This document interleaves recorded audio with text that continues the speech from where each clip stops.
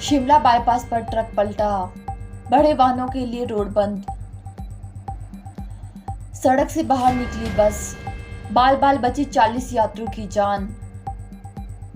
संगड़ाह में अनियंत्रित होकर खाई में गिरी बाइक। क्रिसमस को लेकर तैयारियां शुरू, सजने लगा रिज मैदान का church. Indian audit and account department north zone 3 दिवसीय बैडमिंटन चैंपियनशिप का आगाज। स्कूली छात्रा ने पुल से छलांग लगाकर की आत्महत्या। आग की भेंट चढ़ी दुकान, हुआ लाखों का नुकसान। शिमला के टूटीकंडी बाईपास पर सुबह एक ट्रक पलट गया। इसके चलते अब बाईपास रोड को बड़े वाहनों के लिए बंद कर दिया गया है। छोटे वाहनों को भी बड़ी मुश्किलों से निकाला जा रहा है। ऐसे में टूटीकंडी बस स्टैंड से खलीनी बट्टा कुफर ढली के लिए जाने वाली बसों को बंद कर दिया गया है। पुलिस के जवान मौके पर पहुंच गए हैं। ट्रक ड्राइवर को चोट आई है, उसे इलाज के लिए आईजीएमसी ले जाया गया है। मिली जानकारी के मुताबिक ट्रक का टायर फट गया, जिससे यह अनियंत्रित होकर सड़क पर ही पलट गया। गनीमत यह रही कि उस समय यहां से कोई वाहन नहीं गुजर रहा था। पुलिस के जवानों ने छोटे वाहनों के लिए एक तरफ का ट्रैफिक चलाया हुआ है। ट्रक के सड़क पलटने से खलीनी से लेकर लालपानी तक लंबा जाम लगा हुआ है। ऐसे में स्कूली बच्चों और ऑफिस जाने वाले कर्मचारियों को पैदल ही सफर करने को मजबूर होना पड़ रहा है। फिलहाल पुलिस की ओर से क्रेन मंगवाई गई है ताकि ट्रक को सड़क से हटाया जा सके। लाहौल के दालंग में हिमाचल पथ परिवहन निगम की बस के सड़क से बाहर निकलने के बाद अब बंजार में एक सरकारी बस दुर्घटनाग्रस्त होने से बाल बाल बच गई है। बुधवार सुबह बंजार से जौरी जा रही एचआरटीसी की बस दनधार जौरी बंजार जाने वाली बस को पास देते समय सड़क से बाहर निकल गई। बस का अगला टायर सड़क से बाहर निकलने से बस में बैठे यात्रियों में चीख पुकार मच गई। बस में करीब 40 यात्री सवार थे। हालांकि जान माल के नुकसान की सूचना नहीं है। जिला सिरमौर के उपमंडल संगड़ाह के तहत आती सैंजखट में एक बाइक गहरी खाई में गिर गई। इस हादसे में 2 युवक गंभीर रूप से घायल हुए हैं, जिन्हें प्राथमिक उपचार के लिए नाहन रेफर किया गया है। घायल युवक लुधियाना और ददाहू क्षेत्र के रहने वाले बताए जा रहे हैं। दरअसल घटना मंगलवार देर शाम पेश आई। बाइक सवार दोनों युवक सैंज घाटी की ओर घूमने गए थे।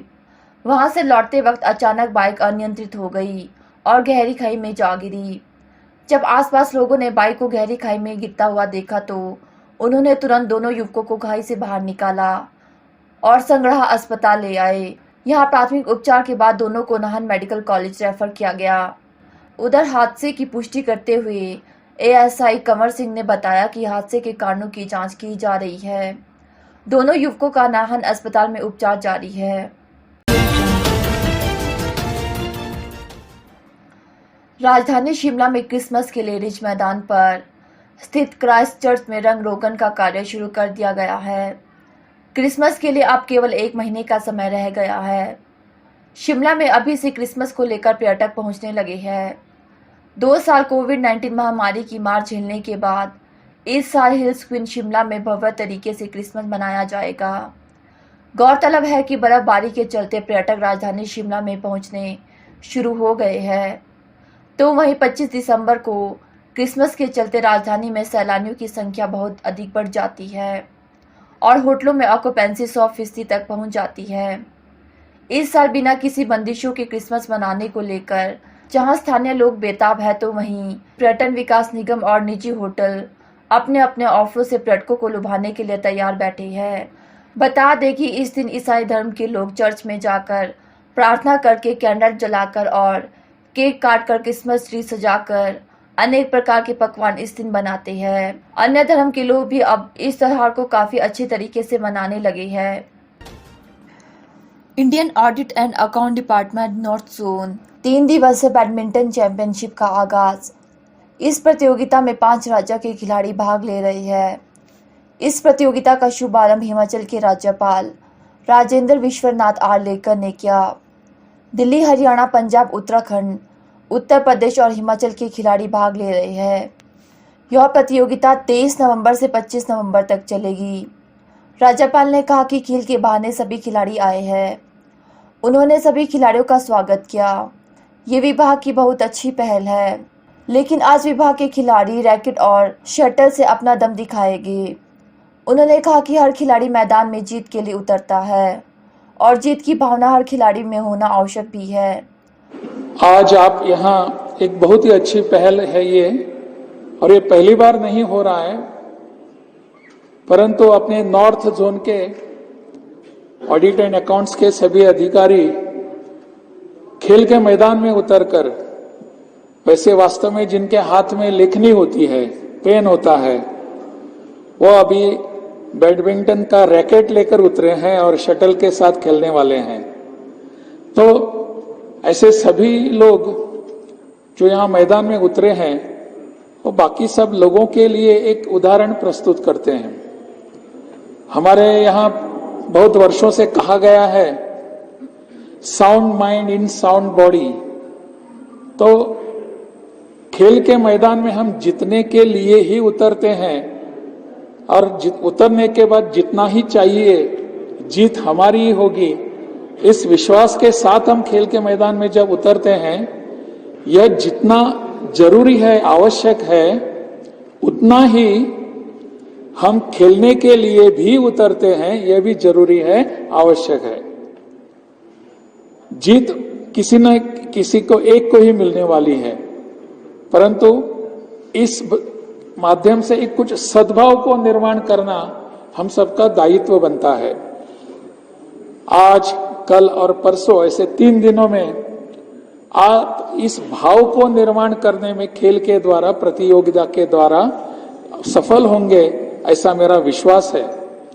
ज्यादा समय इन दोनों के बीच में रहने की मेरी इच्छा नहीं है, इसलिए आप सबको मैं शुभकामनाएं देता हूं। प्रदेश के जिला कुल्लू में स्कूली छात्रा ने पुल से छलांग लगाकर आत्महत्या कर ली है।